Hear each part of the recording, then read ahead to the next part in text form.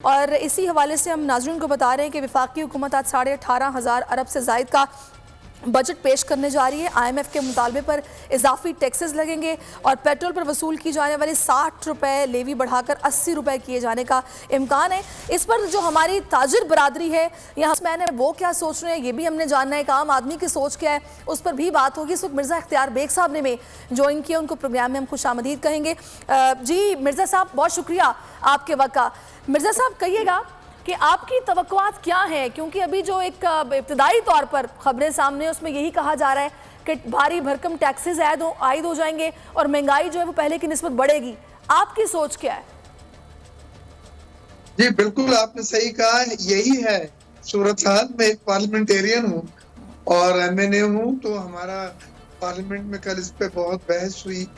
पहले तो हमें ये तहफ़्फ़ुज़ात थे कि मुस्लिम लीग नून ने हमें मशावरत में शामिल नहीं रखा, लेकिन आज मीटिंग हुई है और कल सदर पाकिस्तान से भी मीटिंग हुई है शहबाज शरीफ साहब की, तो कुछ चीज़ों की उन्होंने यकीन दहानी दिलाई है।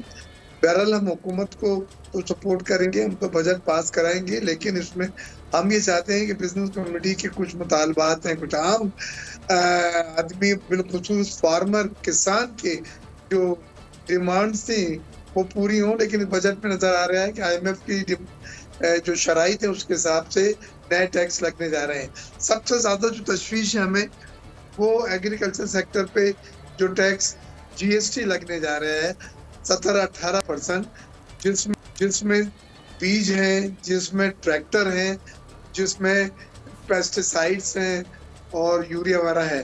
तो ये ज़राई अजनास की कीमतें महंगी हो जाएंगी, पैदावारी लागत बढ़ जाएगी, एक ये बड़ी मसला है। दूसरी चीज एग्रीकल्चर के अलावा रियल एस्टेट सेक्टर को ये बिल्कुल मार्क करके बैठे हुए हैं और उसमें उन्होंने कर दिया बड़े वाजे कि अगर आप 5 करोड़ तक की जायदाद है तो 3% सालाना टैक्स, 5 से 10 करोड़ तक की जायदाद है तो 4% सालाना टैक्स, और 10 करोड़ नबब है तो 5% टैक्स लगेगा। ये बहुत बड़ा रकम है और जो नॉन फाइलर है उन पर तो डबल डिजिट पे चले गए, तो ये अच्छी बात है नॉन फाइलर की वजह से। लेकिन मिर्जा साहब इसमें जो सबसे बड़ा अभी क्वेश्चन मार्क बना हुआ है ना वो है 12,900 अरब रुपए का टैक्स रेवेन्यू जनरेट करना, जो कि किस तरह होगा। ज़ाहिर है ये तो हम हर साल देखते हैं कि टैक्स बढ़ा दिया जाता है, कभी ऐसा नहीं हुआ कि हम इस लिहाज से रिलीफ फील करें कि बेसिक नेसेसिटीज़ पर एटलीस्ट टैक्स कम हो जाएगा और आवाम को एक प्रॉपर जिसे कहते हैं ना कि रिलीफ दिया जाएगा। तो इस बार भी कुछ ऐसी खबरें हैं कि बिजली भी महंगी होने जा रही है, गैस भी महंगी होगी, खाने पीने की अशिया पर टैक्स मजीद बढ़ा दिया जाएगा।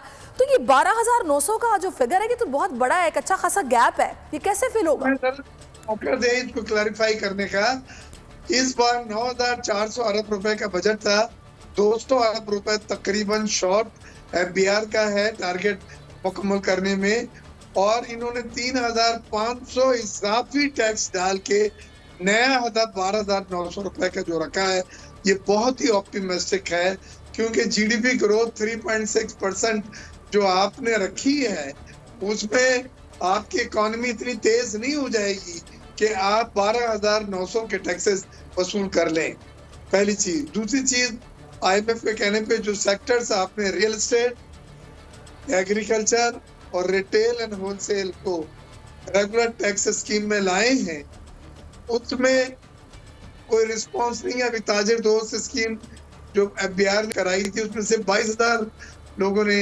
रजिस्टर्ड कराया है। तो ये मैं भी आपसे एग्री करता हूँ कि बहुत एम्बिशियस और बहुत बड़ा टारगेट है, और ये 3.6% की GDP ग्रोथ जो फोरकास्ट की है उससे हासिल करना बहुत मुश्किल होगा। 3,500 अरब रुपए के इजाफी टैक्स जो बिजनेस कम्युनिटी पर डालेंगे, तो या एक आम आदमी पे डालेंगे या एक तनख्वाहदार तबके पे डालेंगे, तो वो तो मिडिल क्लास पिस के रह जाएगी। तो आपने नए टैक्स पेयर्स को लाए, वो आपने हमें हदफ नहीं दिया है कि टैक्स टू GDP रेशियो। अच्छा, पहले भी कहा मिर्जा साहब के 12,900 9,000 से 12,900 ये अच्छा खासा एक गैप है जिसको कवर करना है। इसमें बहुत सारे लोग ये बात कर रहे हैं कि बजाय इसके कि आप जो लोग टैक्स पे करते हैं उन पर मजीद बोझ डाल दें, आप अपने टैक्स नेट को बढ़ाने के लिए कुछ करें, कोई नए टैक्स पेयर्स को इसमें ऐड करें ताकि उनसे ही टैक्स वसूल किया जाए, बजाय कि उनको मजीद तकलीफ में जाना जाए जो कि ऑलरेडी दे रहे हैं। आपने सही करा, मैं टैक्स टू जीडीपी रेशो 15% तक लेके जाना है, जो इस वक्त 9% है। तो हमें 2% बढ़ा के 3 साल में टैक्स टू जीडीपी रेशो 15% लेके जाना है। ये नए टैक्स पेयर को इसमें दाखिल करना है। जो नॉन फाइलर, मिर्जा साहब की आवाज मुझ तक नहीं पहुंच पा रही। नॉन फाइलर कोई कैटेगरी नहीं होती, या फाइलर होता है और या फिर नादहिंदगान है जो टैक्स नहीं देता, वो आपका टैक्स चोर है। तो आपको इस अंदाज में अब देखना है। इसमें आपने देखा, आप एक ताजर दोस्त ऐप के नाम से एक ऐप भी मुतारिफ कराई गई। शुरू में तो रिस्पांस कोई ख़ास नहीं था, उस पर भी रजिस्टर कराया गया छोटे ताजरों को, क्योंकि तकरीबन 2076 अरब रुपए कहा जाता है कि जो परचून फरोश हैं या छोटे ताजर हैं, ये टैक्स चोरी करते हैं। तो इनको टैक्स नेट में लाने के लिए जो वाज़ेह इक़दाम होने चाहिए, आपके ख्याल में ये ऐप की हद तक ठीक है?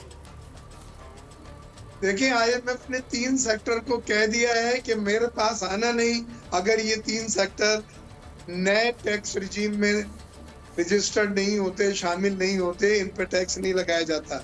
एक रिटेल होलसेलर है, एक एग्रीकल्चर है, सेल टैक्स नहीं, टैक्स कीमत, और तीसरा जो है वो रियल एस्टेट है, जो मैंने आपको बतलाया।